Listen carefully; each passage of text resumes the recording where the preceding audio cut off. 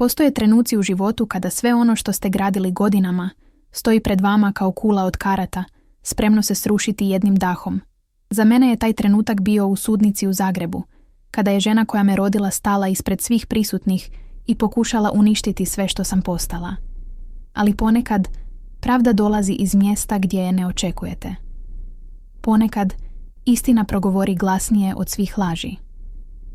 Ovo je moja priča o tome kako se jedan jedini trenutak može pretvoriti u početak nečeg novog.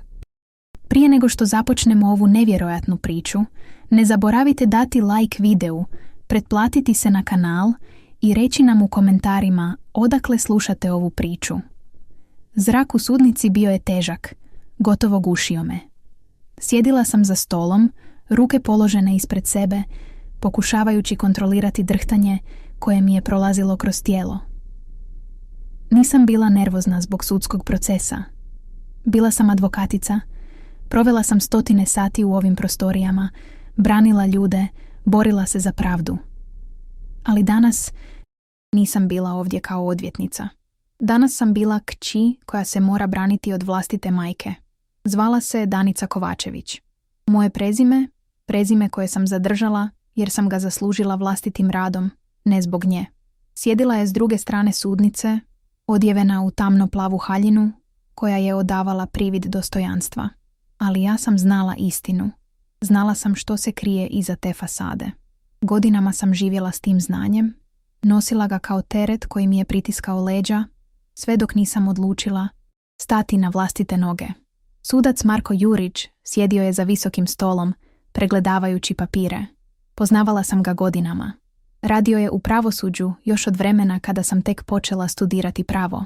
Bio je poznat kao čovjek od integriteta, osoba koja ne trpi nepoštenje. Upravo zato sam znala da je danas važan dan.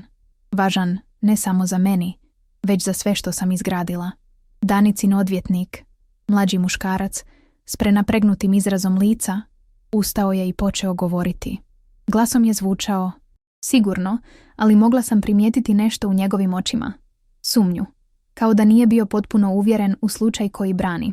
Gospodine suče, rekao je, obraćajući se Jurići, moja klijentica ovdje je danas kako bi zatražila zaštitnu mjeru protiv svoje kćeri, Petre Kovačević. Naša tvrdnja je jednostavna. Gospođa Petra pokazuje nestabilno ponašanje koje ugrožava fizički i emotivni mir moje klijentice. Osjetila sam kako mi krvna žila na čelu počinje pulsirati. Nestabilno ponašanje. Riječi koje su mi se vrtjele u glavi danima prije ovog suđenja. Bila sam pripremljena na ovaj trenutak, ali to nije značilo da me nije boljelo. Moja vlastita majka me ovdje, pred svima, pokušavala prikazati kao nekoga tko nije sposoban voditi vlastiti život. Sudac Jurić podigao je pogled s papira. Njegov izraz bio je nepromijenjeni, profesionalan. Nastavite, rekao je. Odvjetnik je kimnuo. Gospođa Danica je zabrinuta za vlastitu sigurnost. Njezina kći je u proteklih 6 mjeseci pokazivala znakove neprimjerenog ponašanja, uključujući verbalne prijetnje i, kako svjedoče ljudi iz njihove ulice, povremene epizode u kojima gubi kontrolu. To nije bilo istina. Ništa od toga nije bilo istina. Ali Danica je uvijek bila vješta u stvaranju priča. Bila je majstorica u uvijanju stvarnosti tako da ona postane žrtva, uvijek neko drugi kriv za njezine probleme. Odrastala sam slušajući te priče, kako sam ja razlog njezine nesreće, kako sam joj uništila život, gospodine suče, nastavio je odvjetnik. Također imamo izjave susjedstva koje potvrđuju da je Petra na nekoliko navrata dolazila u kuću svoje majke, podižući glas i izazivajući nelagodu. Sudac Jurić pogledao je prema meni. Gospođo Kovačević, želite li nešto reći u vezi ovih optužbi? Ustala sam, osjećajući kako mi srce udara u grudima. Moj glas bio je miran, kontroliran. Gospodine suče, sve što ste upravo čuli su iskrivljene verzije stvarnosti. Istina je da sam u proteklih 6 mjeseci dolazila u kuću svoje majke. Ali razlog nije bio prijetnja ili zastrašivanje. Razlog je bio taj što sam pokušavala razgovarati s njom o obiteljskoj imovini koja mi je pripadala. Odvjetnik je odmah skočio. Gospođo Kovačević, vaša majka tvrdi da nemate pravo na tu imovinu.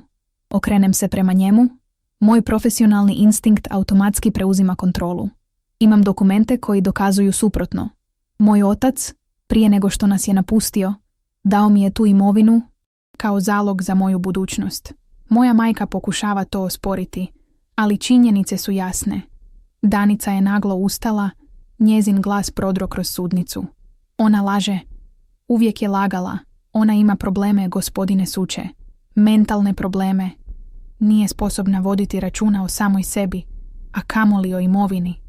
Sudnica je zamuknila. Osjećala sam kako mi krv curi iz lica. Mentalni problemi. Riječi koje su me proganjale godinama. Riječi koje mi je Danica govorila otkako sam bila dijete, pokušavajući uvjeriti mene i sve ostale da nisam dovoljno dobra. Sudac Jurić podigao je ruku, tražeći tišinu. Gospođo Danica, molim vas da sjednete i dopustite procesu da se odvija prema pravilima. Ali Danica nije sjedala. Njen glas postao je glasniji, histeričniji. Ne razumijete. Ona nije normalna. Ima epizode, ne spava noćima. Opsjednuta je time da mi uzme sve što imam. Odvjetnik je pokušao je umiriti, ali Danica ga je odgurnula. Ne, moram reći istinu. Ona ima ozbiljne mentalne teškoće i nitko to ne želi vidjeti. Sudac Jurić stajao je. Njegov izraz sada je bio oštriji. Gospođo Danica, moram vas zamoliti da sjednete odmah. Ali prije nego što je Danica mogla reći još nešto, sudac se okrenuo prema njenom odvjetniku. Njegov pogled bio je iznenađujući. Gospodine, rekao je polako, ozbiljno, vi zaista ne znate tko je ona? Tišina koja je uslijedila bila je gotovo fizički opipljiva. Odvjetnik se ukočio. Njegovi oči prešle su s Jurića na mene, zatim natrag na sudca. Njegova usta otvorila su se, ali nijedan zvuk nije izašao. Danica je stajala, zbunjena, njeno lice iznenada izgubilo je svu boju. Čekaj, prošaptala je. Što? Sudac Jurić spustio je svoje naočale i pogledao ravno u Danicino lice. Gospođo Danica, nastavio je. Vaša kaći, Petra Kovačević, jedna je od najpoštovanijih odvjetnica u Zagrebu. Specijalizirana je za obiteljsko pravo i borbu protiv zlostavljanja. U proteklih 5 godina oslobodila je preko 100 žena iz toksičnih odnosa, pomogla im da izgrade novi život. Njezin rad prepoznat je ne samo u Hrvatskoj, već i u cijeloj regiji. Zatim se okrenuo prema odvjetniku. A vi, gospodine, ste došli u ovu sudnicu braneći slučaj protiv nje, ne znajući ništa o tome tko je ona zapravo. Odvjetnik je progutao. Znojenje počelo mu je kapati niz čelo. Gospodine suče, ja nisam bio svjestan. Sudac Jurić kimnuo je. To je očito. Jer da jeste, ne biste prihvatili ovaj slučaj. Danica je sjedila. Njene ruke su drhtale. Pogledala je prema meni, ali ja nisam maknula pogled s nje. Ovo je bio trenutak za koji sam čekala. Godinama. Svi oni trenuci kada mi je govorila da nisam dovoljno dobra, da nikada neću uspjeti, da sam teret. Sve te riječi sada su stajale između nas, prazne i besmislene. Sudac je uzeo dokument s mog stola i počeo čitati. Prema dokazima koje imam pred sobom, Petra Kovačević ima potpuno pravo na imovinu koja je u pitanju. Dokumenti koje je podnijela su legitimni, potvrđeni od strane notara i datiraju iz vremena kada je njezin otac još bio živ. Gospođo Danica, vi nemate pravni osnov da osporavate ovu imovinu. Odvjetnik je pokušao nešto reći, ali Jurić ga je prekinuo. Gospodine, savjetujem vam da preispitate vašu strategiju. Ovakve optužbe protiv osobe poput gospođe Kovačević nisu samo neosnovane, već mogu imati ozbiljne posljedice za vašu karijeru. Osjećala sam kako mi se teret diže s ramena. Godinama sam nosila težinu Danicinih riječi, njene manipulacije, njene pokušaje da me prikaže kao nekoga tko nisam. A sada, konačno, istina je izašla na vidjelo. Sudac Jurić me pogledao. Gospođo Kovačević, imate li još nešto što želite dodati? Ustala sam. Moj glas sada je bio čvršći. Gospodine suče, želim samo reći da nisam ovdje iz osvete. Nisam ovdje da povrijedim svoju majku. Ovdje sam jer želim ono što mi pripada. Moj otac mi je dao tu imovinu kako bih imala siguran početak u životu, a ja sam to iskoristila da izgradim nešto vrijedno. Pomogla sam toliko ljudi i nastavit ću to činiti, ali neću dopustiti da me netko, čak ni moja majka, Pokušao omalovažiti ili prikazati kao nekoga tko nisam. Sudac je kimnuo. Razumijem. I cijenim vašu strpljivost u ovom procesu. Odluka suda je jasna. Gospođa Danica, vaša tužba se odbija. Gospođa Petra Kovačević zadržava potpuno pravo na imovinu u pitanju. Također, upozoravam vas da daljnje pokušaje osporavanja ovog rješenja mogu rezultirati pravnim posljedicama. Danica nije rekla ništa. Samo je sjedila, blijeda, a njene oči ukočene na stol ispred sebe.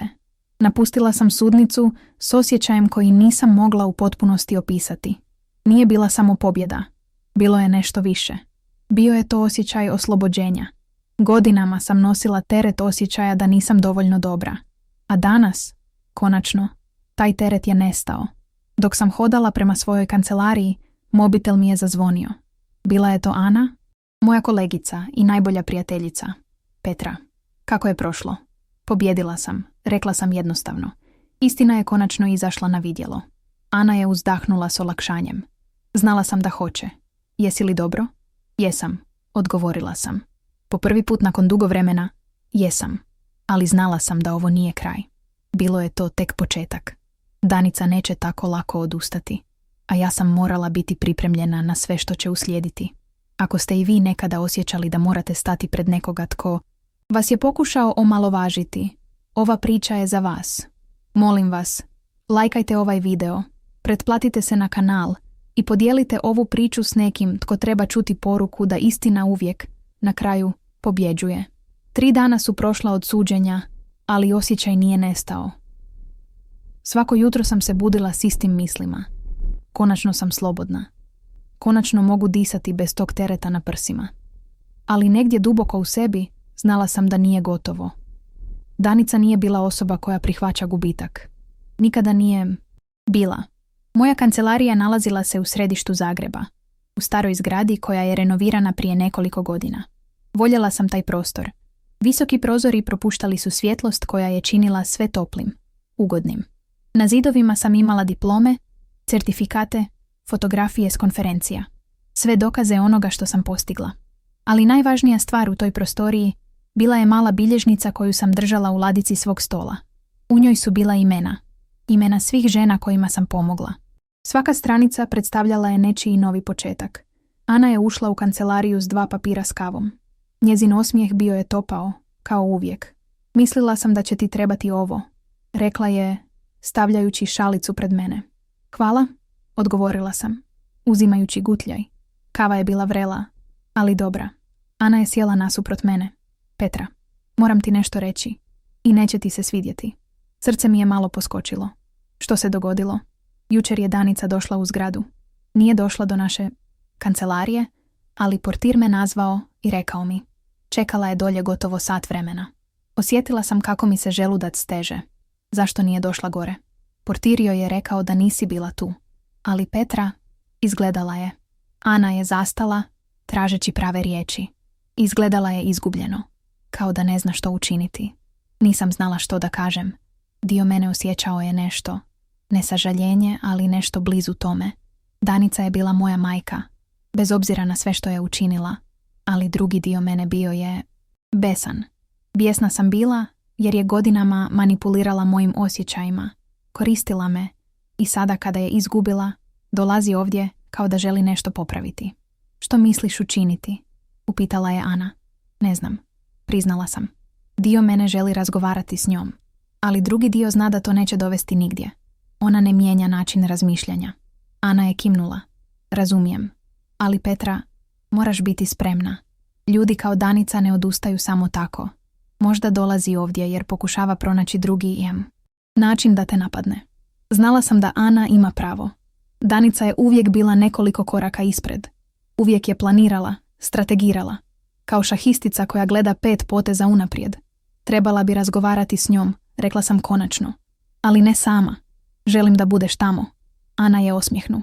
Naravno da ću biti tamo. Nikada te neću ostaviti samu u takvoj situaciji. Popodne sam sjela za svoj stol i pokušala se koncentrirati na posao. Imala sam novi slučaj. Mladu ženu po imenu Ivana koja je bježala od partnera koji ju je godinama maltretirao. Njezina priča bila je bolna, prepuna trenutaka kada je mislila da nema izlaza. Ali ja sam znala da izlaz postoji. Uvijek postoji. Ivana je sjedila ispred mene, njene ruke nervozno su se igrale s rubom majice. Gospođo Kovačević, rekla je tiho, bojim se. Bojim se da će me pronaći. Da će me natjerati da se vratim. Pogledala sam je ravno u oči. Ivana, nećete pronaći. Imam postupak koji koristim za sve svoje klijentice. Zaštitna mjera je samo prvi korak. Pomoći ću ti pronaći siguran prostor. Povezat ću te s ljudima koji ti mogu pomoći. Ali najvažnije je da vjeruješ u sebe. Da znaš da zaslužuješ bolji život. Njezine oči napunile su se suzama. Kako to znate? Kako znate da ću uspjeti? Osmijehnula sam se. Zato što sam vidjela 100 žena kao ti. I sve su uspjele. Svaka je našla svoj put. A ti ćeš također. Ivana je klimnula, brišući suze. Hvala vam. Ne znam što bih učinila bez vas. Kada je Ivana otišla, Ana je ponovno ušla u kancelariju. Petra, upravo sam dobila poziv. Danica želi sastanak. Kada? Upitala sam. Sutra, u kafiću centru. Kaže da mora razgovarati s tobom. Razmišljala sam trenutak. U redu. Ali idemo zajedno. I sastanak je u javnom prostoru. Neću biti sama s njom. Ana je kimnula. Slažem se. Te noći, kod kuće, nisam mogla spavati. Ležala sam u krevetu, gledajući u strop, pokušavajući shvatiti što Danica želi. Zašto sada? Zašto nakon svega? Što se dogodilo? Moja kuća bila je mala, ali moja. Kupila sam je prije 3 godine, sa svojim novcem, svojim radom. Svaki kutak tog prostora bio je moj. Nije bilo ničeg što me podsjećalo na djetinjstvo, na vrijeme kada sam živjela s Danicom. Htjela sam novi početak i dobila sam ga. Ali sjećanja su se vraćala, uvijek su se vraćala. Sjećala sam se dana kada sam imala 10 godina, kada je Danica vikala na mene, jer nisam dovoljno dobro očistila kuću. Sjećala sam se kako mi je govorila da sam beskorisna, da nikada neću ništa postići. Sjećala sam se kako sam plakala u svom sobi, tražeći utjehu koju nikada nisam dobila. Ali također sam se sjećala trenutaka kada je bilo dobro. Rijetkih trenutaka kada bi Danica bila nježna. Kada bi me zagrlila i rekla mi da me voli. Ti trenuci bili su rijetki, ali postojali su. I to je ono što me boljelo najviše. Činjenica da je znala biti drukčija, ali jednostavno nije htjela. Sljedeće jutro, Ana i ja otišle smo u kafiću centru. Bio je lijep dan, sunce je sjalo kroz oblake, a ulice su bile pune ljudi. Kafić je bio mali, s malim stolovima i ugodnom atmosferom. Vidjela sam Danicu kako sjedi u kutu, sama, gledajući kroz prozor. Prišle smo joj. Danica je podigla pogled. Njezino lice bilo je umorno. Petra, rekla je tiho. Hvala što si došla. Sjela sam nasuprot nje. Ana je sjela pokraj mene. Što želiš, Danica? Upitala sam direktno. Danica je uzdahnula. Želim se ispričati. Tišina između nas bila je teška. Ana me pogledala, ali ja sam ostala fokusirana na Danicu. Ispričati? Ponavljam. Zašto sada? Danica je spustila pogled. Zato što sam shvatila da sam pogriješila. Zato što sam te izgubila. Nisam izgubljena, odgovorila sam hladno. Ja sam ovdje. Uvijek sam bila ovdje. Ti si odlučila da me ne vidiš. Znam, rekla je Danica. Njezin glas je bio tih. Znam da sam učinila strašne stvari. Ali Petra, moraš razumjeti. Bilo je teško. Nakon što je tvoj otac otišao. Bilo je teško. Ne opravdavaj to. Prekinula sam je. Nije me briga koliko je bilo teško. Ne opravdava to što si mi radila. Svako psihološko maltretiranje. Svaku riječ koja me uvrijedila. Ništa od toga nije opravdano. Danica je podigla ruku, kao da se brani. Nisam došla ovdje da se svađam. Onda zašto si došla? Upitala sam. Danica je duboko udahnula. Došla sam jer želim pokušati popraviti stvari. Ne očekujem da me oprostiš odmah, ali želim pokušati. Želim da znaš. Da mi je žao. Gledala sam je, pokušavajući vidjeti iskrenost u njenim očima. Ali bilo je teško. Toliko puta me prevarila. Toliko puta sam vjerovala da će se promijeniti, samo da bi me ponovno razočarala. Danica je nastavila. Znam da to ne znači mnogo, ali želim da znaš da sam ponosna na tebe. Na sve što si postigla. Kada je sudac rekao tko si, osjećala sam se glupo, jer nisam znala. Nisam znala koliko si uspješna. To nije moja greška, rekla sam. Mogla si znati. Mogla si biti dio moga života. Ali odlučila si biti protiv mene. Znam, prošaptala je Danica. I žao mi je. Ana je položila ruku na moju ruku, tiho me podržavajući. Petra, možda bi trebala razmisliti o ovome, rekla je nježno. Ne moraš donijeti odluku sada. Gledala sam Danicu. Vidjela sam umornu ženu, osobu koja je izgubila puno, ali također sam vidjela osobu koja me povrijedila više nego itko drugi u mom životu. Danica, rekla sam polako, ne mogu ti obećati ništa. Ne mogu ti reći da ću te oprostiti ili da će stvari biti kako su bile. Jer neće biti. Ali možda s vremenom možemo pronaći način da komuniciramo. Bez tih igara. Bez manipulacija. Danica je kimnula, suze su joj krenule niz lice. Hvala ti, Petra. To je sve što tražim. Ali zapamti, dodala sam. Ako pokušaš bilo što slično kao prije, gotovo je. Zauvijek. Neću dopustiti da me ponovno povrijediš. Razumijem, rekla je Danica. Napustile smo kafić u tišini. Ana me pogledala. Jesi li sigurna da je ovo bila dobra ideja? Ne znam, priznala sam. Ali osjećam da joj moram dati jednu priliku. Samo jednu. Za svoju dušu, ne za nju. Ana je kimnula. Razumijem. Ali bit ću ovdje, bez obzira što se dogodi. Sljedećih nekoliko dana, moj bio je pun misli. Razmišljala sam o svemu što se dogodilo. O suđenju. O Daničinom izvinjenju. O tome što želim za svoju budućnost. Jedan dan, dok sam radila na Ivaninom slučaju, dobila sam poziv od nepoznatog broja. Javila sam se. Hejlo, gospođo Kovačević, rekao je muški glas. Zovem se Marko. Prijatelj sam vaše majke. Srce mi je malo poskočilo. Što želite? Samo sam htio reći da je Danica, da joj nije dobro. Posljednjih dana je bila sama. Mislio sam da biste trebali znati. Zahvalila sam mu i prekinula vezu. Osjećala sam se zbunjeno. Dio mene htio je otići do nje, provjeriti kako je, ali drugi dio me upozoravao. Ovo je mogla biti još jedna manipulacija. Još jedan pokušaj da me uvuče natrag u stari obrazac. Nazvala sam Anu. Što da učinim? Ana je bila jasna. Petra, samo ti možeš odlučiti. Ali ako ideš, idi s nekim. Ne idi sama. Tog popodneva otišla sam do Daničine kuće. Ana je bila sa mnom. Kuća je bila ista kao što sam je pamtila. Stara, s ljuštećom bojom na vanjskim zidovima, ali čista. Danica je uvijek voljela da sve bude čisto. Pokucala sam na vrata. Nema odgovora. Pokucala sam ponovno. Danica? Jesi li tu? Nakon nekoliko trenutaka vrata su se otvorila. Danica je stajala tamo, izgledala je umorno. Petra, rekla je iznenađeno.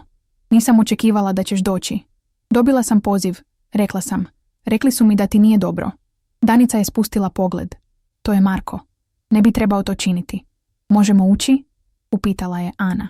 Danica je klimnula, puštajući nas unutra. Kuća je bila uredna, ali hladna. Sve je bilo na svom mjestu, ali nedostajala je toplina. Uvijek je tako bilo. Sjele smo u dnevnoj sobi. Danica je donijela čaj.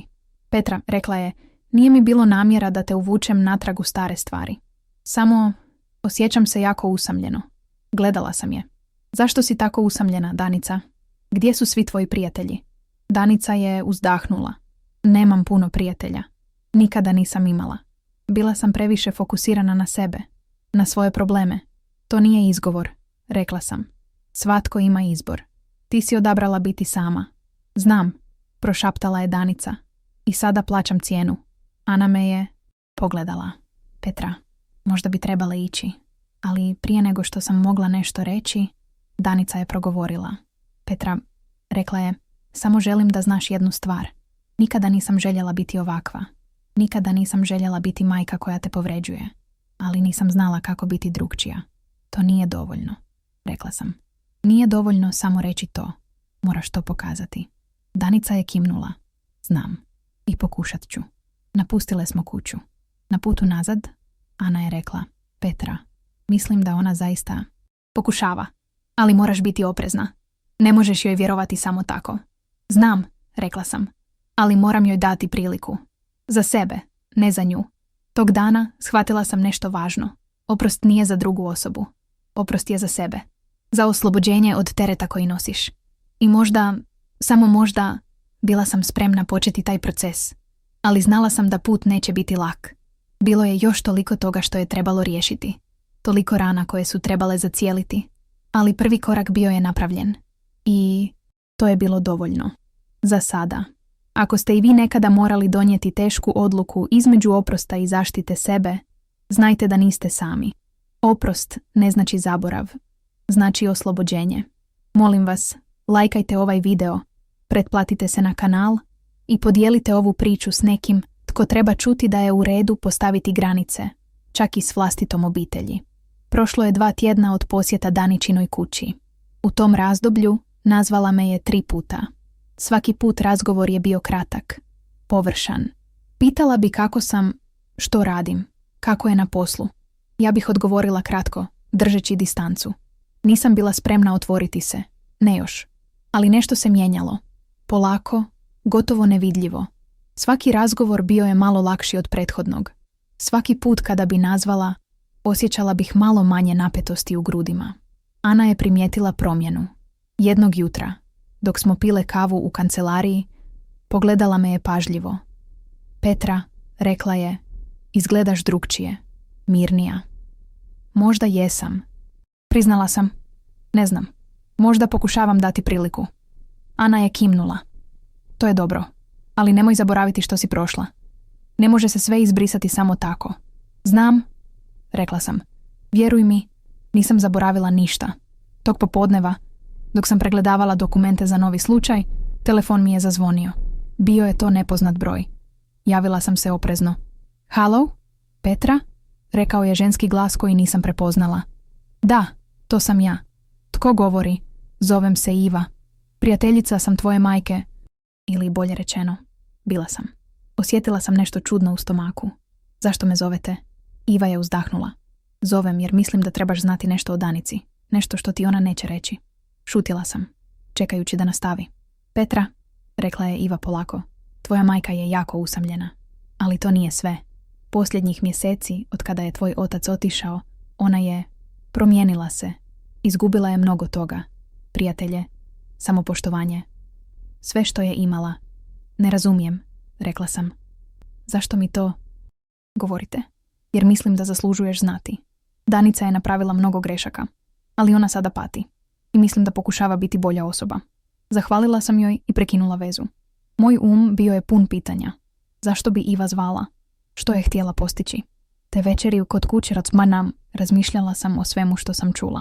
Dio mene osjećao je sažaljenje prema Danici. Ali drugi dio me upozoravao. Ne budi naivna. Ne zaboravi što ti je učinila.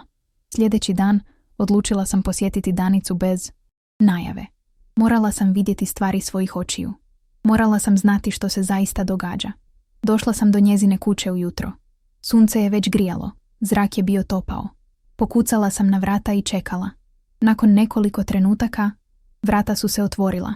Danica je stajala tamo, odjevena u staru kućnu haljinu. Njezino lice bilo je blijedo. Petra, rekla je iznenađeno. Nisam očekivala te. Mogu ući? Upitala sam. Danica je kimnula, puštajući me unutra. Kuća je bila tiha. Previše tiha. Sve je bilo uredno, ali čudno prazno. Kao da nedostaje nešto što bi trebalo biti tu. Danica je napravila kavu i donijela je u dnevnu sobu. Sjele smo. Tišina između nas bila je neugodna. Zašto si došla? Upitala je Danica konačno. Dobila sam poziv, rekla sam. Od Ive. Rekla mi je neke stvari. Danica je spustila pogled. Iva nema posla miješati se u ovo. Možda nema, priznala sam. Ali rekla je da si usamljena. Da patiš. Danica je uzdahnula. To nije njena briga. Ali je moja? Upitala sam direktno. Danica me pogledala, njezine oči bile su pune emocija. Petra, rekla je tiho, nisam te zvala jer nisam htjela da me žališ. Nisam htjela da misliš da pokušavam manipulirati tvojim osjećajima. Onda zašto me zoveš? Upitala sam. Zato što želim da znaš da postojim, rekla je Danica. Zato što želim biti dio tvog života. Ne kao prije. Drukčije. Kako drukčije? Upitala sam. Danica je razmišljala trenutak. Kao netko tko te poštuje. Netko tko priznaje da si uspjela bez moje pomoći. Zapravo, uspjela si unatoč meni. Ti riječi nekako su me dirnule. Bilo je nešto u načinu na koji ih je izgovorila. Nešto što je zvučalo iskreno. Danica, rekla sam polako, ne mogu ti obećati da će sve biti u redu. Ne mogu ti reći da ću te oprostiti sve što si učinila, ali možda možemo početi iznova. Polako. Danica je kimnula. Suze su joj navrle na oči. Hvala ti, Petra. To je više nego što zaslužujem. Provele smo sljedeća 2 sata razgovarajući. Prvi put u godinama razgovarale smo kao 2 odrasle osobe. Bez svađa, bez optužbi, samo razgovor. Danica mi je pričala o svom životu nakon što je moj otac otišao. O tome kako je pokušavala nastaviti, ali kako je svaki dan bio teži. O tome kako je izgubila prijatelje, jer nije mogla biti iskrena s njima. O tome kako je osjećala da sve propada oko nje. A ja sam joj pričala o svom radu. O ženama kojima sam pomogla. O tome kako me svaki slučaj podsjeća zašto radim ono što radim. O tome kako sam naučila biti jaka unatoč svemu. Kada sam odlazila, Danica me zaustavila na vratima. Petra, rekla je, samo želim da znaš jednu stvar. Nikada nisam prestala voljeti te. Čak i kada sam bila najgora. Nikada nisam prestala. Nisam znala što reći na to. Samo sam kimnula i otišla. Na putu kući razmišljala sam o svemu što smo razgovarale. Bilo je čudno vidjeti Danicu tako ranjivu. Cijeli svoj život poznavala sam je kao snažnu, dominantnu osobu. Ali danas sam vidjela drugu stranu. Stranu koja je bila izgubljena i usamljena. Sljedećeg tjedna Danica me pozvala i pitala bi li mogla doći u moju kancelariju. Htjela je vidjeti gdje radim. Prvo sam oklijevala, ali onda sam pristala. Kada je došla, Ana je bila tamo. Danica je bila nervozna, mogla sam to vidjeti. Njezine ruke su bile nemirne, njezin glas nesiguran. Pokazala sam joj kancelariju, dokumenta na koje sam ponosna, diplome na zidu. Danica je sve gledala pažljivo, bez riječi. Ovo si ti napravila, rekla je konačno. Sve ovo. Da, rekla sam jednostavno. Danica je sjela. Njezino lice puno emocija. Petra, rekla je, žao mi je što nisam bila tu. Žao mi je što nisam vidjela sve ovo kako se događalo. Propustila sam toliko toga. Jesi je, priznala sam. Ali sad si ovdje. I to je važno. Ana nas je promatrala iz svog kuta kancelarije. Znala sam da je oprezna, da ne vjeruje Danici. Ali također sam znala da pokušava biti poštena. Dati joj priliku. Nakon što je Danica otišla, Ana mi je prišla. Petra, rekla je, moram biti iskrena s tobom. Još uvijek nisam sigurna u nju. Ni ja nisam potpuno sigurna, priznala sam. Ali Ana, moram pokušati. Moram znati mogu li izgraditi neki odnos s njom. Za svoju dušu, ne za nju. Ana je kimnula. Razumijem. Samo budi oprezna. Tog tjedna Danica i ja počele smo viđati se češće. Kratki ručkovi, kave, šetnje parkom. Svaki susret bio je korak prema nečemu novom. Nije bilo lako. Bilo je trenutaka kada bi stare rane izbile na površinu, kada bih osjećala bol koji sam mislila da sam zakopala. Ali također je bilo trenutaka kada bih vidjela promjenu, kada bi Danica rekla nešto što bi me iznenadilo svojom iskrenosti, kada bi priznala greške bez pokušaja opravdavanja. Jedne večeri, nakon jednog takvog susreta, nazvala sam Anu. Mislim da ona zaista pokušava, rekla sam. Ana je bila tiha trenutak. Petra, rekla je konačno, samo se brini o sebi. Nemoj dopustiti da te ponovno povrijedi. Neću, obećala sam. Ovaj put imam granice i neću ih preći. Tih nekoliko tjedana naučile su me nešto važno. Oprost nije događaj. Nije nešto što se dogodi odjednom. To je proces. Dugotrajan, bolan, pun uspona i padova. Ali također je proces koji oslobađa. I ja sam bila spremna na taj put. Jer konačno sam shvatila da oprost nije za Danicu. Bio je za mene, za moj mir, za moju budućnost. I to je bilo dovoljno da nastavim. Ako ste i vi na putu oprosta, znajte da to nije znak slabosti. To je znak snage. Oprost ne znači da zaboravljate. Znači da odlučujete osloboditi se tereta prošlosti. Lajkajte ovaj video, pretplatite se na kanal i podijelite ovu priču sa svima koji trebaju čuti da je u redu graditi mostove, ali uz jasne granice koje vas štite. Mjesec dana prošao je od kada smo Danica i ja započele ovaj novi put. Svaki dan donosio je male promjene, male pobjede, male korake prema nečemu što je počinjalo ličiti na odnos majke i kćeri. Ali život ima način da testira našu odlučnost. I taj test došao je kada sam ga najmanje očekivala. Bio je petak popodne. Završavala sam s radom u kancelariji kada mi je telefon zazvonio. Bila je to Ivana, moja klijentica. Njen glas bio je tih, uplašen. Gospođo Kovačević, rekla je, on me pronašao. On zna gdje sam.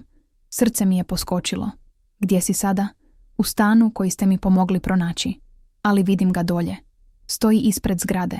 Slušaj me pažljivo, rekla sam pokušavajući ostati mirna. Zaključaj sve vrata. Zatvori sve prozore. Nazovi odmah. Ja dolazim. Zgrabila sam ključeve i jurila prema vratima. Ana me zaustavila. Petra, što se događa? Ivana je u opasnosti. Rekla sam brzo. Moram ići. Ana je zgrabila svoj kaput. Idem s tobom. Vozile smo kroz grad brže nego što je bilo dozvoljeno. Moj bio je pun misli. Ivana je bila mlada žena, tek 24 godine, koja je bježala od partnera koji je kontrolirao svaki njezin korak. Prošle sedmice uspjele smo joj osigurati zaštitnu mjeru, ali očito to nije bilo dovoljno. Kada smo stigle, vidjela sam ga. Stajao je ispred zgrade, visok muškarac s ljutim izrazom lica. Znala sam tko je. Vidjela sam njegove fotografije u dokumentima. Ana me uhvatila za ruku. Petra, budimo oprezne. Pristupile smo mu. Morate otići, rekla sam glasno, autoritativno. Imate zaštitnu mjeru. Ne smijete biti ovdje. On se okrenuo prema meni. Njegovi oči bile su pune bijesa. Tko ste vi? Ja sam odvjetnica gospođe Ivane i zahtijevam da odmah napustite ovu lokaciju. On se nasmijao, ali to nije bio prijateljski smijeh. Ona je moja. Razumijete? Moja. Nije vaša, rekla sam hladno. I ako ne odete odmah, nazvat ću. On je napravio korak prema meni, ali Ana je stala između nas. Gospodine, rekla je čvrsto, to nije pametno. U tom trenutku čula sam sirene. Netko je već nazvao. Muškarac je pogledao prema ulici. Vidio vozila je koja su dolazila i okrenuo se i pobjegao. Ana i ja odjurile smo gore do Ivaninog stana. Ona je otvorila vrata. Njezino lice bilo je mokro od suza. Gospođo Kovačević, hvala vam što ste došle. Zagrlila sam je. Sigurna si sada. On je otišao i nećete više moći pronaći. Ostale smo s njom još sat vremena, razgovarajući s njom, smirujući je. Kada su stigli, dali su nam informacije o dodatnim mjerama koje će poduzeti. Ivana će biti pod zaštitom. Kada smo konačno otišle, Ana me pogledala. Petra, rekla je, to je bilo opasno. Mogao nas je napasti. Znam, rekla sam. Ali nisam mogla ostaviti je samu. Na putu kući, moj telefon je zazvonio. Bila je to Danica. Petra, čula sam što se dogodilo. Jesi li dobro? Kako si čula? Upitala sam iznenađeno. Iva mi je rekla. Ona živi u toj četvrti. Vidjela je sve. Dobro sam, rekla sam. Samo umorna. Danica je šutjela trenutak. Petra, rekla je konačno. Mogu li doći do tebe večeras? Želim se uvjeriti da si dobro. Nisam sigurna da je to dobra ideja, rekla sam. Zaista sam umorna. Molim te, rekla je Danica. Samo na 5 minuta. Moram te vidjeti. Uzdahnula sam, u redu. Ali samo kratko. Pola sata kasnije, Danica je bila na mojim vratima. Donijela je torbu s hranom. Mislila sam da možda nisi jela, rekla je. Nisam, priznala sam. Sjele smo u dnevnoj sobi. Danica je izvadila hranu. Tradicionalna jela koja sam voljela kao dijete. Kruh, sir, nešto domaće pečenje. Bilo je dirljivo. Petra, rekla je Danica dok smo jele, moram ti nešto reći. Gledajući te danas, kako si riskovala sebe za drugu osobu, shvatila sam koliko si snažna, koliko si hrabra. Samo sam radila svoj posao. Rekla sam, ne, rekla je Danica. To nije samo posao, to je tko si ti. I ja sam tako ponosna na tebe. Te riječi dotakle su me dublje nego što sam očekivala. Cijeli svoj život čekala sam da čujem te riječi od nje. I sada kada su konačno izgovorene, nisam znala što osjetiti. Hvala, uspjela sam reći. Danica je stavila ruku na moju. Petra, rekla je, znam da sam te godinama pokušavala promijeniti. Pokušavala sam te učiniti onim što sam ja mislila da trebaš biti. Ali bila sam u krivu. Ti si savršena onakva kakva jesi. Osjetila sam suze kako mi naviraju. Pokušala sam ih zaustaviti, ali nisam mogla. Danica me zagrlila i prvi put u godinama dopustila sam joj. Dopustila sam sebi osjetiti tu toplinu, tu vezu. Ali tih nekoliko dana nešto se promijenilo. Danica je počela zvati češće. Počela je pitati više pitanja. Kamo idem? S kim se viđam? Što radim? Ana je prva primijetila. Petra, rekla je jednog jutra, pazi što se događa. Ona opet pokušava kontrolirati tvoj život. Ne kontrolira, branila sam je. Samo je zabrinuta. Ali duboko u sebi znala sam da Ana ima pravo. Osjećala sam to. Taj stari osjećaj kada bi Danica polako ulazila u moj prostor, preuzimajući kontrolu nad stvarima koje nisu bile njene. Sljedeći put kada je Danica nazvala, bila sam direktna. Danica, rekla sam, moraš prestati pitati me svaki dan gdje idem i što radim. Samo me zanima, rekla je Danica. Samo želim biti dio tvog života. Ali ovo nije biti dio mog života, rekla sam čvrsto. Ovo je pokušaj kontroliranja. Danica je bila tiha. Petra, nije to tako. Jest, rekla sam. I moraš to zaustaviti. Ako želiš da nastavimo graditi ovaj odnos, moraš poštovati moj prostor. Danica je uzdahnula. U redu, razumijem. Ali sljedećeg dana zvala je opet. I dan nakon toga. Svaki put s novim izgovorom. Htjela je nešto pitati. Htjela je nešto reći. Htjela je samo čuti moj glas. Konačno, rekla sam Ani. Ne znam mogu li ovo nastaviti. Ana je bila razumna. Petra, rekla je. Možda Danica zaista pokušava. Ali možda ne zna kako. Možda nikada nije naučila biti majka bez kontroliranja. Možda, rekla sam. Ali to ne znači da moram to tolerirati. Te večeri pozvala sam Danicu i zamolila je da dođe do mene. Moramo razgovarati, rekla sam. Kada je došla, bila sam spremna. Sjele smo i gledala sam je ravno u oči. Danica, rekla sam, cijenim što pokušavaš biti bolja. Zaista cijenim. Ali ne možeš zvati me svaki dan. Ne možeš pitati gdje sam svaki trenutak. To nije zdravo. Danica je spustila pogled. Znam, rekla je tiho. Samo se bojim. Čega se bojiš? Upitala sam. Bojim se da ću te ponovno izgubiti, rekla je. Bojim se da ćeš shvatiti da ne zaslužujem drugu priliku i otići. Neću otići, rekla sam. Ali moraš mi dati prostor. Moraš vjerovati da mogu voditi vlastiti život. Danica je kimnula, suze su joj tekle niz lice. U redu, pokušat ću. Obećavam. I ona je pokušala. Sljedećih nekoliko dana nije zvala, nije slala poruke. Dala mi je prostor koji sam tražila. I začudo, to je pomoglo. Osjećala sam se lakše. Osjećala sam da konačno možemo graditi nešto zdravo. Jednog dana, dok sam radila u kancelariji, dobila sam poruku od Danice, kratku, jednostavnu. Samo sam htjela reći da mislim na tebe i da sam ponosna. Osmjehovala sam se. Bila je to mala poruka, ali značila je mnogo. Značila je da Danica uči, da pokušava. I to je bilo dovoljno. Tog tjedna shvatila sam nešto važno. Odnosi se ne grade preko noći. Trebaju vrijeme, strpljenje i međusobno poštovanje. Danica i ja još uvijek smo imale dug put pred sobom. Ali sada, po prvi put, osjećala sam da je taj put moguć. Postavljanje granica nije sebično, to je potrebno. Ako ste i vi učili kako graditi zdrave odnose uz poštovanje vlastitog prostora, ova priča je za vas. Lajkajte ovaj video, pretplatite se na kanal i podijelite ovu priču s nekim tko treba čuti da ljubav i granice mogu postojati zajedno.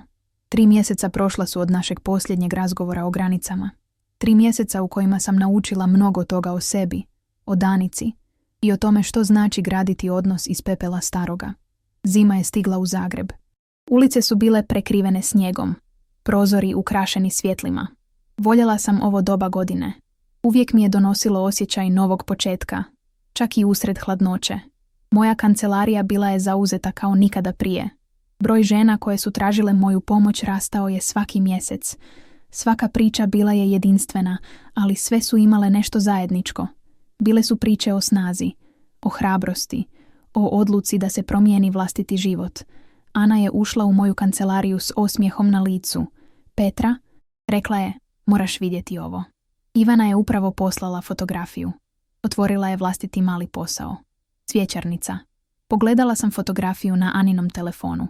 Ivana je stajala ispred male trgovine. Njezin osmijeh širok i iskren.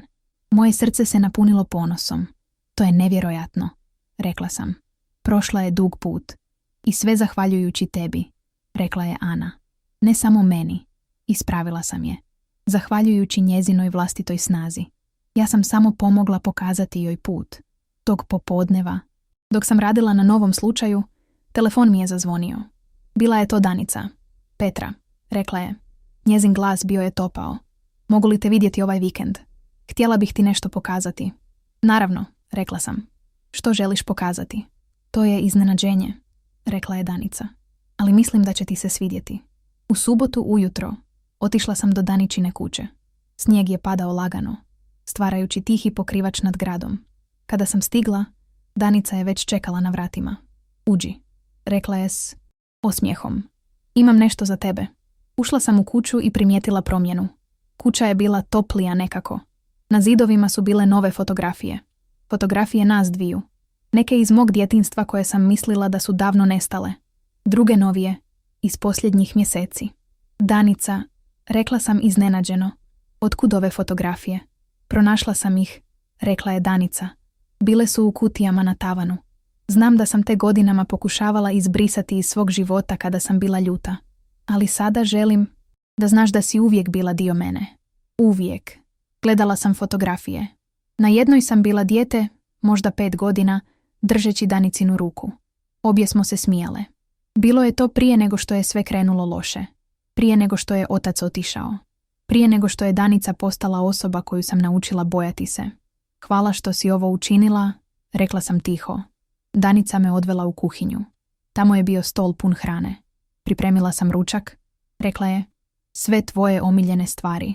Sjele smo i počele jesti. Razgovor je tekao prirodno, bez napetosti koju sam bila navikla osjećati. Razgovarale smo o poslu, o vremenu, o malim stvarima koje čine život. Petra, rekla je Danica nakon nekog vremena, moram ti nešto reći. Posljednjih mjeseci sam razmišljala puno. O svemu što sam učinila. O svim greškama. Šutjela sam, puštajući je da nastavi. Shvatila sam nešto važno, rekla je. Nikada te nisam pitala što ti trebaš. Nikada nisam pitala što želiš. Uvijek sam samo govorila što ja mislim, što ja želim. To je istina, priznala sam. I žao mi je zbog toga, rekla je Danica. Njezine oči pune iskrenosti. Žao mi je što sam propustila toliko godina. Što sam propustila vidjeti tko si zaista. Danica, rekla sam polako. Cijenim to što govoriš. Zaista cijenim. Ali moraš razumjeti da to ne mijenja prošlost. Ne možemo vratiti izgubljeno vrijeme. Znam, rekla je Danica. I ne pokušavam to učiniti. Samo želim da znaš da želim biti dio tvoje sadašnjosti. I budućnosti. Ako me dopustiš. Gledala sam je dugo. Vidjela sam ženu koja je konačno razumjela svoje greške. Ženu koja je pokušavala biti bolja. I prvi put zaista sam vjerovala da to misli ozbiljno.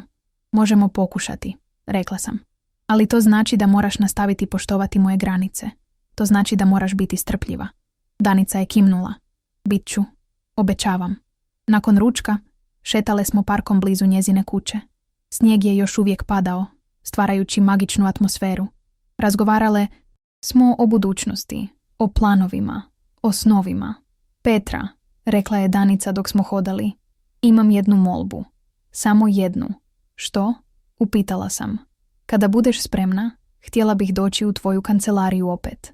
Htjela bih vidjeti kako radiš. Htjela bih razumjeti što te čini tako strašćenom prema svom poslu. Osmihula sam se. To mogu prihvatiti.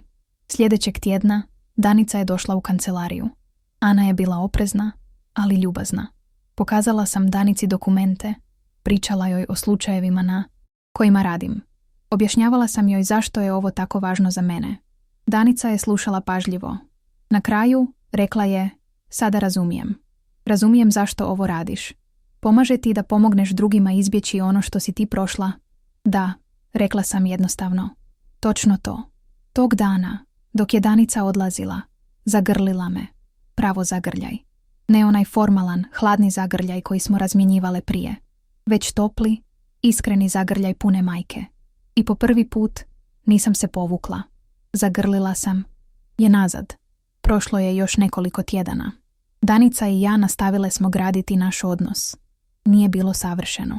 Bili su trenuci kada bi stare navike izbile na površinu. Trenutci kada bi Danica pokušala prekoračiti granice. Ali razlika je bila u tome što sada, kada bih je upozorila, ona bi se zaustavila. Ispričala bi se i promijenila bi ponašanje. Jednog dana dobila sam poziv od suca Jurića. Gospođo Kovačević, rekao je, htio bih da znate da je vaš rad prepoznat. Dobili ste nagradu za doprinos zaštiti prava žena u Hrvatskoj. Bila sam bez riječi. Nagrada? Da, rekao je. Ceremonija je sljedeći mjesec. Nadam se da ćete doći. Naravno, rekla sam. Hvala vam. Kada sam rekla Ani, ona je skočila od radosti. Petra, ovo je nevjerojatno. Moraš slaviti. Htjela bih, rekla sam. I htjela bih da Danica bude tamo. Ana me pogledala iznenađeno. Jesi li sigurna? Da, rekla sam. Mislim da je vrijeme da ona vidi koliko sam daleko stigla. Ne da bi se hvalila, već da bi razumjela. Na dan ceremonije odjenula sam se u svoju najbolju odjeću. Danica je došla ranije. Pomogla mi da se pripremim. Bile smo nervozne obje, ali na dobar način. Kada smo stigle u veliku dvoranu, bila je puna ljudi. Kolege, klijenti, prijatelji.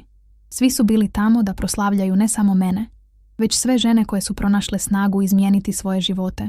Kada je sudac Jurić izgovorio moje ime, ustala sam i prišla pozornici. Gledala sam u publiku i vidjela Danicu. Plakala je, ali to nisu bile suze tuge. Bile su to suze ponosa. Prihvatila sam nagradu i rekla kratki govor. Ova nagrada nije samo moja, rekla sam. Ona pripada svakoj ženi koja je imala hrabrost stati i reći dosta. Svakoj ženi koja je odlučila da zaslužuje bolje. I svakome tko je pomogao tim ženama pronaći svoj put. Nakon ceremonije, Danica mi je prišla. Petra, rekla je, danas sam po prvi put potpuno shvatila tko si ti i tako sam ponosna što sam tvoja majka. Te riječi koje sam čekala čitav život konačno su stigle i konačno su bile istinske. Te večeri, dok sam bila kod kuće, sjela sam i napisala poruku u svoju bilježnicu. Bilježnicu sa imenima svih žena kojima sam pomogla. Ali ovaj put napisala sam svoje ime. Jer shvatila sam da sam i ja bila jedna od njih. Bila sam žena koja je morala pronaći snagu izmijeniti svoj život. I uspjela sam. Danica i ja nismo postale savršena majka i kći. Još uvijek smo imale trenutke neslaganja. Trenutke kada bi stare rane izbile na površinu. Ali razlika je bila u tome što smo sada imale temelje. Temeljene na poštovanju. Na iskrenosti. Na želji da budemo bolje. I to je bilo dovoljno. Za mene. Za nju. Za nas. Ovo je kraj moje priče. Ali to je također početak. Početak novog poglavlja u kojem biram oprost, ali ne zaborav. U kojem gradim mostove, ali s jasnim granicama. Ako ste i vi na sličnom putu, znajte da nije lako. Ali moguće je. I vrijedno je. Molim vas. Lajkajte ovaj video, pretplatite se na kanal i podijelite ovu priču sa svima koji trebaju čuti da nikada nije kasno za novi početak. Hvala vam što ste slušali moju priču. Godina dana prošla je od dana kada sam dobila nagradu. Godina puna promjena, izazova i trenutaka koji su me definirali kao osobu. Dok sjedim u svojoj kancelariji ovog toplog ljetnog jutra, gledam prema van kroz prozor i vidim Zagreb kako se budi. Grad koji me oblikovao. Grad u kojem sam pronašla sebe. Moja bilježnica s imenima sada je gotovo puna.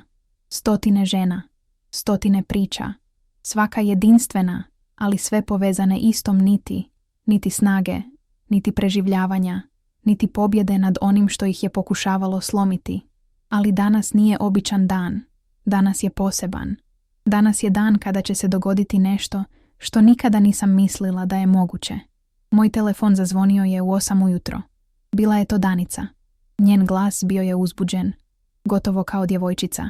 Petra, jesi li spremna za današnji dan? Osmijehnula sam se. Jesam, dolazim pokupiti te za sat vremena. Danas je bio dan kada smo Danica i ja zajedno organizirale događaj.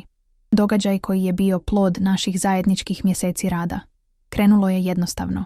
Prije 3 mjeseca Danica mi je došla u kancelariju s idejom. Sjela je nasuprot mene, njezino lice bilo je ozbiljno, ali puno nade. Petra, rekla je, htjela bih pomoći. Znam da ne mogu promijeniti prošlost, ali možda mogu pomoći u sadašnjosti. Što imaš na umu? Upitala sam. Htjela bih organizirati radionice za majke, rekla je Danica. Radionice gdje bi majke mogle naučiti kako graditi zdrave odnose sa svojom djecom. Kako prepoznati znakove toksičnog ponašanja. Kako biti bolje. Bila sam iznenađena. To je nevjerojatna ideja, rekla sam iskreno. Ali želim to učiniti s tobom, dodala je Danica. Želim da vodimo te radionice zajedno. Ti sa svojom stručnošću, ja sa svojim iskustvom nekoga tko je pogriješio i naučio iz svojih grešaka. Tog trenutka shvatila sam koliko daleko smo doista stigle. Danica nije samo pričala o promjeni, živjela ju je. Sljedeća 3 mjeseca provela sam sa Danicom planirajući ovaj događaj. Radile smo zajedno, stvarajući program koji bi mogao zaista pomoći. Ana je bila uključena također, donoseći svoju perspektivu i podršku. Bilo je trenutaka kada bi bilo teško, trenutaka kada bi Danica i ja imale različita mišljenja, ali razlika je bila u tome što smo sada znale kako komunicirati, kako slušati jedna drugu, kako pronaći kompromis. Danas je bio dan kada bi sve to postalo stvarnost. Došla sam pokupiti Danicu u 9. Ona je čekala ispred svoje kuće, odjevena u elegantnu, ali jednostavnu haljinu. Vidjela sam nervoza u njenim očima. Jesi li spremna? Upitala sam. Jesam, rekla je. Ali također sam uplašena. I ja sam, priznala sam. Ali to je dobro. Znači da nam je stalo. Vozile smo do centra gdje se održavao događaj. Dvorana je bila lijepa, prostrana, s velikim prozorima koji su propuštali prirodno svjetlo. Ana je već bila tamo, postavljajući stolove i stolice. Petra, Danica, rekla je kada nas vidjela. Već su počele dolaziti. 3 žene su čekaju vani. Srce mi je poskočilo. Ovaj događaj bio je besplatan i otvoren za sve. Nadala sam se da će doći najmanje 10 žena, ali nije očekivala nikoga tako rano. Izašla sam van. 3 žene stajale su tamo, različitih dobi. Jedna je imala možda 40 godina, druga oko 30. Treća bila je starija, možda 60. Dobro jutro, rekla sam. Hvala vam što ste došle. Najstarija žena progovorila je. Hvala vama što organizirate ovo. Imam kći koja više ne razgovara sa mnom. Nadam se da ovdje mogu naučiti kako to popraviti. Moje srce se rastopilo. Upravo zbog priča poput ove organizirali smo ovaj događaj. U sljedećih sat vremena broj žena rastao je. Do vremena kada je trebalo početi, 32 žene bile su u dvorani. 32 priče. 32 nade. Danica i ja stajale smo ispred njih. Ana je sjela među publikom, pružajući podršku. Dobro jutro svima, počela sam. Moje ime je Petra Kovačević. Ja sam odvjetnica specijalizirana za obiteljsko pravo. Ali danas nisam ovdje samo kao odvjetnica.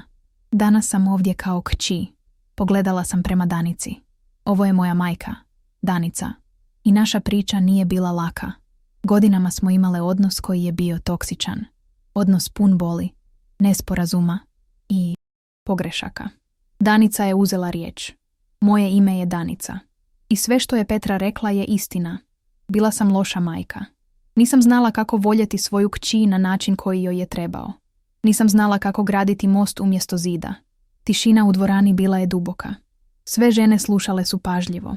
Ali, nastavila je Danica, naučila sam. Kroz bol, kroz gubitak, kroz trenutke kada sam mislila da je prekasno. Naučila sam da nikada nije prekasno za promjenu. Nikada nije prekasno za pokušaj. Sjela sam pokraj Danice. Danas smo ovdje da podijelimo naše iskustvo s vama, rekla sam. Nismo ovdje kao stručnjaci sa svim odgovorima. Ovdje smo kao ljudi koji su prošli kroz proces i želimo vam pomoći na vašem vlastitom putu. Sljedeća 3 sata bila su nevjerojatna. Žene su počele dijeliti svoje priče. Jedna majka pričala je kako je izgubila vezu sa sinom jer nije mogla prihvatiti njegove izbore. Druga je pričala kako je godinama kritizirala svoju kći, ne shvaćajući koliko je povređuje. Treća je pričala kako je pokušavala kontrolirati svaki aspekt života svoje djece, misleći da to čini iz ljubavi. Svaka priča bila je različita, ali sve su imale zajedničku temu. Ljubav koja je bila izopačena. Ljubav koja je trebala biti izvor snage, ali koja je postala izvor boli. Danica i ja slušale smo svaku priču s pažnjom. Davale smo savjete gdje smo mogle, ali najvažnije, pružale smo razumijevanje. Pružale smo nadu da promjena je moguća. Jedna žena, srednje dobi, ustala je i rekla: Gospođo Kovačević, gospođo Danica, pitam vas, kako ste znale kada je pravo vrijeme da pokušate ponovno? Kako ste znale da nećete biti ponovno povrijeđene? Pogledala sam Danicu. Ovo je bilo pitanje koje smo obje očekivale. Nisam znala, rekla sam iskreno. Nisam imala garanciju, ali shvatila sam nešto važno. Čekanje na savršen trenutak značilo bi čekati zauvijek. Ponekad moraš napraviti skok bez mreže. Ponekad moraš riskirati. Danica je dodala, a ja sam morala shvatiti da promjena nije događaj. To je proces. Svaki dan moram odabrati biti bolja. Svaki dan moram raditi na sebi. I neki dani su teži od drugih, ali vrijedni su. Još jedna žena ustala je. Imam pitanje za Petru. Kako ste oprostile? Kako ste pustile sav taj bol? To pitanje pogodilo me duboko. Oduvijek je bilo najtežih. Nisam sigurna da sam u potpunosti oprostila. Priznala sam. I mislim da je to u redu. Oprost nije brisanje sjećanja. Oprost nije pretvaranje da se ništa nije dogodilo. Oprost je odluka da ne dopustiš prošlosti da kontrolira tvoju sadašnjost. Pogledala sam prema Danici. Odlučila sam graditi nešto novo s mojom majkom. Ne zato što sam zaboravila prošlost, već zato što sam htjela vidjeti je li budućnost moguća. I polako, dan po dan, gradile smo tu budućnost. Danica je imala suze u očima. I ja sam zahvalna svaki dan, rekla je. Zahvalna što mi je Petra dala priliku. Priliku koju nisam zaslužila, ali za koju se trudim biti dostojna. Na kraju radionice mnoge žene prišle su nam. Neke su htjele dodatne savjete. Neke su samo htjele zahvaliti. Jedna starija žena zagrlila me je čvrsto. Hvala vam, prošaptala je. Dali ste mi nadu. Nakon toliko godina, opet imam nadu. Dok se dvorana praznila, Ana je prišla Danici i meni. To je bilo nevjerojatno, rekla je. Stvarno nevjerojatno. Koliko žena je reklo da će doći sljedeći put? 28, rekla sam, još uvijek šokirana i brojkom. 28 žena želi doći ponovno. Ana je osmijehnula. Onda morate nastaviti ovo. Ovo je previše vrijedno da stane ovdje. Danica me pogledala. Što misliš, Petra? Želiš li nastaviti? Razmišljala sam trenutak. Ovaj dan pokazao mi je nešto važno. Pokazao mi je da naša priča, koliko god bila bolna, mogla pomoći drugima. Mogla dati nadu onima koji su mislili da je nema. Da, rekla sam konačno. Želim nastaviti. Ali pod jednim uvjetom. Kojim? Upitala je Danica. Da nikada ne prestanemo biti iskrene, rekla sam. Da nikada ne pretvorimo našu priču u nešto što nije. Ljudi trebaju čuti istinu. Cijelu istinu. Dobro i loše. Danica je kimnula. Slažem se. Potpuno se slažem. Te večeri sjele smo u malom kafiću blizu dvorane. Ana je bila s nama, slavile smo uspjeh dana. Petra, rekla je Danica dok smo pile čaj, moram ti nešto reći. Danas, gledajući sve te žene, gledajući kako ih naša priča dodiruje, shvatila sam nešto. Shvatila sam da sve što smo prošle, sav taj bol, možda je imao smisao. Ne zato što je bio dobar, već zato što nas je doveo ovdje, do ovog trenutka. Pogledala sam je. Možda imaš pravo, rekla sam. Možda je sve što prolazimo dio većeg puta. Puta koji ne možemo vidjeti dok ga ne pređemo. Ana je podigla svoju šalicu. Za nove početke, rekla je. I za hrabrost da ih prihvatimo. Sve tri smo podigle šalice. Za nove početke ponovile smo. Sljedeće sedmice bile su zauzete. Danica i ja počele smo planirati sljedeću radionicu, ali također smo nastavile graditi naš vlastiti odnos. Polako, pažljivo, s poštovanjem i razumijevanjem. Jedan dan, dok sam radila u kancelariji, Danica je nazvala. Petra, rekla je, htjela bih te pitati nešto. Ali budi iskrena u svom odgovoru. Naravno, rekla sam. Što je? Osjećaš li se ikada kao da te opterećujem? Kao da tražim previše od tebe? Bila sam iznenađena pitanjem. Ponekad priznala sam. Ali Danica, to je normalno. Svi odnosi imaju trenutke kada se osjećamo opterećeni. Važno je kako komuniciramo o tome. Hvala što si iskrena, rekla je Danica. To je sve što tražim. Iskrenost. I to je bilo ono što nas je držalo zajedno.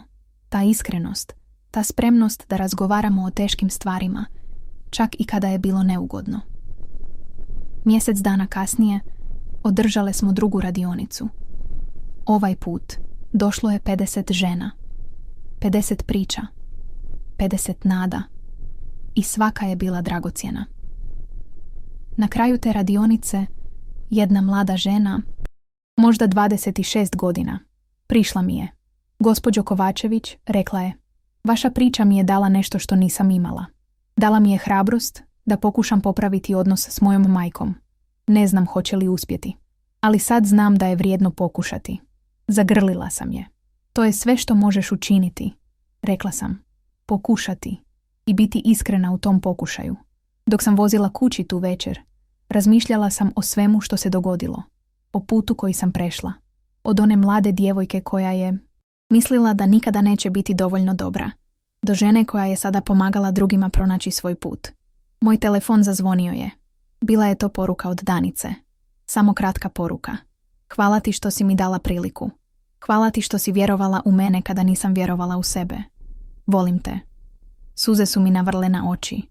Napisala sam odgovor. I ja te volim. I ponosna sam na nas. Na ono što gradimo. Jer to je bila istina. Bila sam ponosna. Ne samo na sebe, već na nas obje. Na naš zajednički put. Na našu zajedničku hrabrost. Nekoliko mjeseci kasnije dobila sam poziv od televizijske postaje. Htjeli su napraviti priču o našim radionicama. O našem radu. Prvo sam oklijevala, ali onda sam shvatila da bi ovo mogla biti prilika da dosegnemo još više ljudi. Danica je bila nervozna zbog televizije. Petra, rekla je, ne znam mogu li to učiniti. Ne znam mogu li stati pred kamere i pričati o svojim greškama. Držala sam njenu ruku. Ne moraš ako ne želiš, rekla sam. Ali Danica, tvoja priča može pomoći. Tvoja iskrenost može dati nadu nekome tko misli da je prekasno. Danica je duboko udahnula. U redu, rekla je. Učinit ću to. Za sve te žene koje trebaju čuti da je promjena moguća. Snimanje je bilo intenzivno. Novinarka nas je pitala teška pitanja. Pitala je o našoj prošlosti. O boli, o sukobu u sudu, o svemu. I mi smo bile iskrene. Potpuno iskrene. Na kraju snimanja novinarka je rekla, vaša priča je nevjerojatna. Toliko ljudi će se vidjeti u njoj. Nadam se, rekla sam. Jer to je svrha. Da ljudi vide da nisu sami. Da vide da je promjena moguća. Kada je prilog izašao na televiziji, reakcije su bile nevjerojatne. Dobila sam 100 poruka. Poruke od kćeri koje su htjele pokušati ponovno sa svojim majkama. Poruke od majki koje su shvatile svoje greške. Poruke pune nade. Ana je ušla u kancelariju s velikim osmijehom. Petra, rekla je, moraš vidjeti ovo. Ljudi žele doći iz cijele Hrvatske. Žele sudjelovati u radionicama. Pogledala sam je iznenađeno. Iz cijele Hrvatske? Da, rekla je Ana. Zagreb, Split, Rijeka, Osijek. Svugdje. Tvoj rad dodiruje ljude svugdje. Tog dana shvatila sam da je ovo postalo nešto veće od mene i Danice. Postalo je pokret. Pokret koji je govorio o iscijeljenju, o oprošenju, o novim počecima. I dok sjedim ovdje danas, godinu dana kasnije, gledam natrag na sve što se dogodilo, na sve što smo postigle. Danica i ja nismo savršene. Još uvijek imamo loše dane. Dane kada se stari obrasci pokušavaju vratiti. Ali razlika je u tome što sada imamo alate. Imamo komunikaciju. Imamo zajedničku predanost biti bolje. Moja kancelarija je sada puna ne samo dokumenata, već i fotografija. Fotografija sa radionica. Fotografija žena koje su pronašle hrabrost da pokušaju ponovno. I u središtu. Fotografija Danice i mene. Obje se smijemo. Pravi osmijeh, osmijeh koji dolazi od srca. Jer ovo je naša priča. Priča o padu i ustajanju o boli i iscijeljenju, o kraju i novom početku. I najvažnije, priča o tome da nikada nije prekasno. Nikada nije prekasno da pokušamo biti bolji, da pokušamo voljeti pravilno, da pokušamo graditi mostove umjesto zidova. I dok gledam prema budućnosti, znam da će biti još izazova. Znam da put neće uvijek biti lak, ali također znam da nismo same. Danica i ja imamo jedna drugu i to je dovoljno. Ovo je kraj moje priče, ali možda je to i početak vaše. Ako ste i vi na putu iscijeljenja, znate da niste sami. Znate da promjena je moguća. Znate da hrabrost ne znači nedostatak straha. Znači činiti prave stvari unatoč strahu. Hvala vam što ste bili sa mnom na ovom putu. Molim vas, lajkajte ovaj video, pretplatite se na kanal kako ne bi propustili buduće priče koje će vas inspirirati i podijelite ovu priču sa svima koji trebaju čuti da nikada nije prekasno za ljubav, za oprost i za novi početak. Do sljedećeg puta, čuvajte se i ne zaboravite da zaslužujete biti voljeni onakvi kakvi jeste.